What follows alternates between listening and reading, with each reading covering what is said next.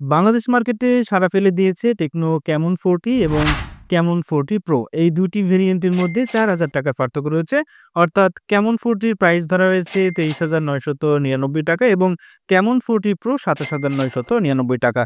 এই দুটি ফোনের মধ্যে যে ৳৪,০০০ পার্থক্য রয়েছে আজকের ভিডিওতে আমরা জানার চেষ্টা করব। যারা এই দুটি ফোনের মধ্যে কনফিউশনে রয়েছেন যে কোন ফোনটি কিনবেন, আজকের ভিডিও দেখার পর আশা করি আপনাদের এটি ক্লিয়ার হয়ে যাবে। শুরুতেই ফোনটির ডিসপ্লের মধ্যে পার্থক্য খোঁজা যাক।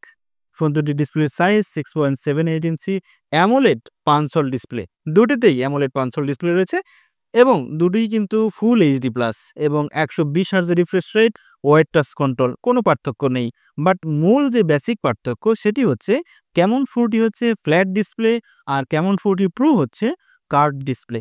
ফোন দুটিতেই 50 মেগাপিক্সেলের সনি ওয়াইস ক্যামেরা ব্যবহার করা হয়েছে, সাথে 8 মেগাপিক্সেলের আলট্রা ওয়াইড ক্যামেরা রয়েছে, সাথে ফ্লিকার সেন্সর এবং দুটোতেই কিন্তু ডুয়েল ফ্ল্যাশ। অর্থাৎ ব্যাক ক্যামেরায় কোনো প্রকারের পার্থক্য খুঁজে পাওয়া যায়নি। বাট মূল পার্থক্য হচ্ছে সেলফি ক্যামেরায়। ক্যামন 40 হচ্ছে 32 মেগাপিক্সেলের সেলফি ক্যামেরা এবং ক্যামন 40 প্রোতে 50 মেগাপিক্সেলের সেলফি ক্যামেরা।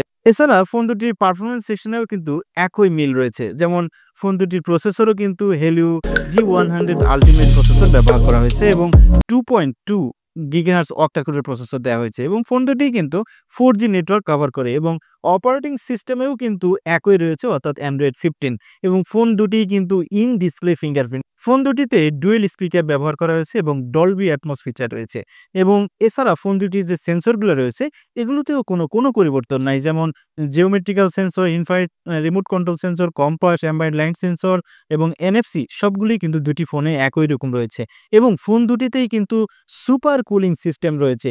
মূল একটি পার্থক্য রয়েছে থিকনেসের দিকে, অর্থাৎ ক্যামন 40 কিন্তু 7.34 মিলিমিটার এবং ক্যামন 40 প্রো হচ্ছে 7.31 মিলিমিটার।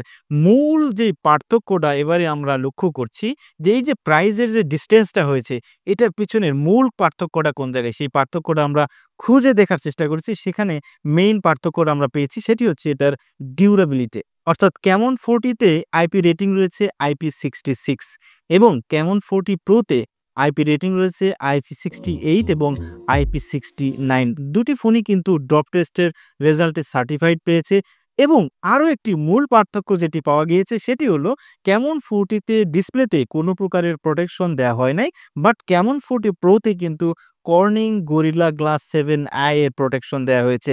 এইটি হচ্ছে সবচেয়ে গুরুত্বপূর্ণ একটা পয়েন্ট।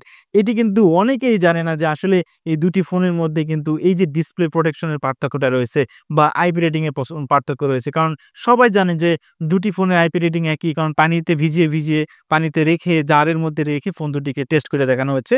সো এটা কিন্তু অনেকেরই জানা নেই যে আইপি রেটিং এ কিন্তু বিশাল একটা পার্থক্য এখানে রয়েছে।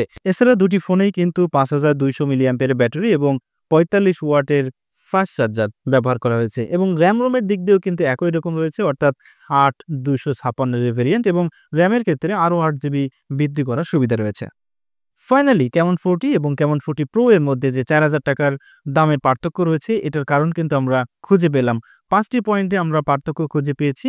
প্রথমত হচ্ছে যে ডিসপ্লে টাইপ, অর্থাৎ ক্যামন 40 হচ্ছে ফ্ল্যাট ডিসপ্লে, ক্যামন 40 প্রো হচ্ছে কার্ভ ডিসপ্লে। যারা কার্ভ ডিসপ্লে চাচ্ছেন তাদের জন্য ক্যামন 40 প্রো এবং ডিসপ্লে প্রোটেকশনের ক্ষেত্রে যদি আমরা দেখি সেক্ষেত্রে ক্যামন 40-তে কোনো প্রোটেকশন নেই এবং ক্যামন 40 প্রোতে কর্নিং গরিলা গ্লাস 7i এর প্রোটেকশন রয়েছে। সো যারা ডিসপ্লে প্রোটেকশনের কথা ভাবছেন তাদের ক্ষেত্রে ক্যামন 40 প্রো এবং ক্যামেরার ক্ষেত্রে যদি আমরা দেখি সেক্ষেত্রে দেখা যাচ্ছে যে সেলফি ক্যামেরায় পার্থক্য আমরা পেয়েছি, অর্থাৎ ক্যামন 40-তে 32 মেগাপিক্সেল এবং ক্যামন 40 প্রোতে 50 মেগাপিক্সেল। আমরা আইপি রেটিং এর ক্ষেত্রে আমরা পার্থক্য পেয়েছি, যেটি হলো ক্যামন 40-তে IP66 এবং ক্যামন 40 প্রোতে IP68 এবং IP69 এবং থিকনেসের ক্ষেত্রে আমরা সামান্য পার্থক্য পেয়েছি, যেটি ক্যামন 40-তে হচ্ছে 7.34 মিলিমিটার এবং ক্যামন 40 প্রোতে 7.31, যদিও এটা খুব একটা মেজার করে না। মেইন পার্থক্যটা হলো আগের চারটি। সো যারা কার্ভ ডিসপ্লে ফোন চাচ্ছেন বা ডিসপ্লে প্রোটেকশন ভালো চাচ্ছেন, সেলফি ক্যামেরায় ভালো এবং আইপি রেটিংও মোটামুটি একটা লেভেলে রয়েছে, তাদের জন্য ক্যামন 40 প্রোটাকে প্রেফার করব এবং যারা এই চারটি বিষয়কে একটু ইগনোর করে নর্মাল সেন্সে আপনারা যদি ব্যবহার করতে চান সেক্ষেত্রে ৳৪,০০০ আপনার সেভ হচ্ছে ক্যামন 40-তে। আশা করছি আজকের ভিডিওটি আপনাদের ভালো লেগেছে এবং সহজ হয়েছে দুটি ফোনের মধ্যে পার্থক্য খুঁজে বের করতে। দেখা হবে নেক্সট ভিডিওতে। সে পর্যন্ত ভালো থাকবেন। আসসালামু আলাইকুম।